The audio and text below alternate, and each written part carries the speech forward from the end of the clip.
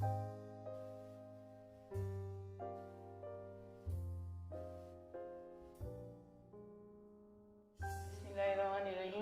वालेकुम व्यूअर्स। आज मैं चॉकलेट आइसक्रीम बनाने लगी हूँ। तो उसके लिए ये मैंने मलाई ली है, घर की है ये मलाई बनी हुई। तो ये 1 प्याली है और चॉकलेट पाउडर है 2 टेबल स्पून। ये कंडेंस मिल्क है, ये होममेड है और ये आपको इसका लिंक जो है डिस्क्रिप्शन से मिल जाएगा। और ये दूध है, तो दूध हम चॉकलेट पाउडर में डाल के इसको मिक्स करेंगे।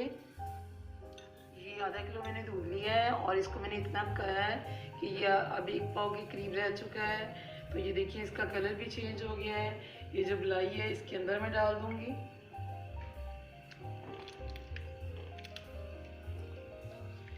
इन दोनों को मैंने अभी पकाना है। इसको मैंने तकरीबन 5 मिनट पकाया है और ये काफ़ी ज़्यादा गाढ़ा हो चुका है।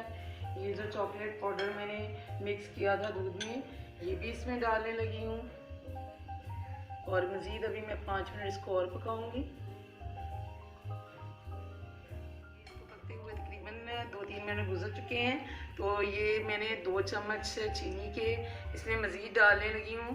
तो 2 चम्मच इसलिए डाले हैं क्योंकि ये कोको पाउडर है इसमें मैंने डाला हुआ। तो कंडेंस मिल्क में पहले से चीनी मौजूद होती है, तो इसमें मैंने मज़ीद 2 चम्मच और डाले हैं ताकि ये कम इसके अंदर कड़वाहट महसूस हो, क्योंकि कोको पाउडर जो है थोड़ा सा कड़वा महसूस होता है। तो इसको मज़ीद अभी मैं गाढ़ा करूँगी, 3-4 मिनट और पकाऊँगी। ये इसको पकते हुए तकरीबन 4-5 मिनट गुजर चुके हैं और ये देखिए काफ़ी गाढ़ा हो चुका है। ये बिल्कुल जैसे कंडेंस मिल्क होता है उतना गाढ़ा हो चुका है। और अब मैं इसका जो चूल्हा है ऑफ करने लगी हूँ। उसकी वजह ये है कि अगर इसको हमने ज़्यादा पकाया तो वो खोया शेप में हो जाएगा, तो फिर वो सही नहीं है। इसको मैंने तकरीबन 4-5 मिनट और पकाया है और ये काफ़ी गाढ़ा हो चुका है। ये देखें ये कंडेंस मिल्क की तरह का बन चुका है और हमें इसी तरह का चाहिए था। तो अब इसको मैं ठंडा करूँगी। चॉकलेट जो मैंने बनाई थी वो ठंडी हो चुकी है और अब हम इसमें थोड़ा थोड़ा करके कंडेंस मिल्क डाल देंगे।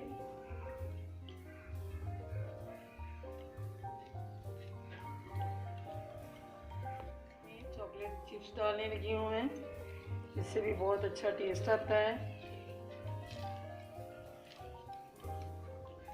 इसको हम मिक्स करने के बाद ये मैंने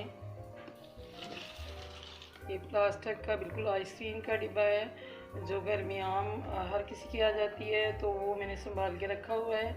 इसमें डालेंगे क्योंकि इसमें डालने से बहुत अच्छी बनती है और बहुत जल्द बनती है।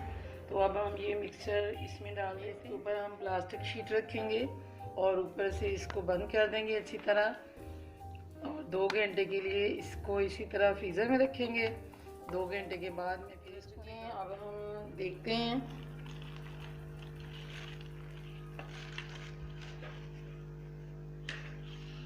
ये इसको हम दोबारा से बीट करेंगे।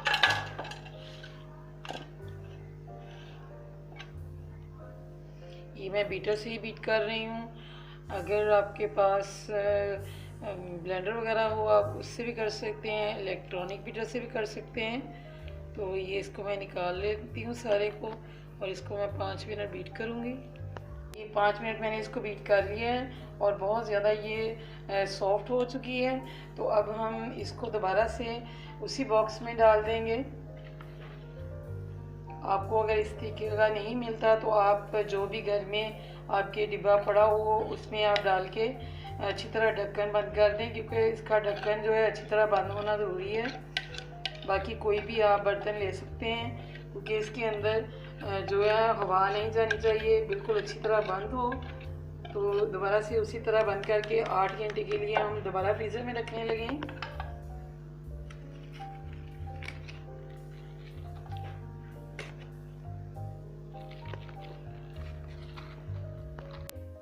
8 घंटे गुजर चुके हैं और अब हमने इसको फ्रीज़र से निकाल लिया है।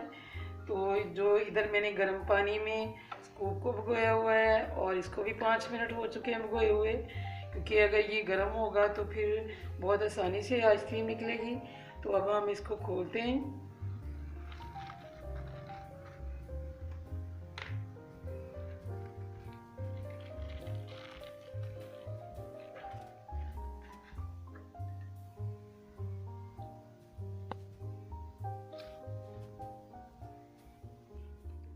आइसक्रीम हमारी रेडी है और ये मैंने निकाल ली है। तो ये देखें बहुत ही सॉफ्ट बनी है, बाज़ार से ज़्यादा मज़े की है क्योंकि ये घर की बिलाई से बनी है। तो आप भी ज़रूर बनाइएगा क्योंकि बिलाई में बहुत ज़्यादा कैलोरीज़ होती हैं, आपके बच्चों को हेल्दी बनाएंगी। तो अगर ये आपको मेरी रेसिपी अच्छी लगे तो मेरे चैनल को सब्सक्राइब करें, वीडियो को लाइक एंड शेयर करें।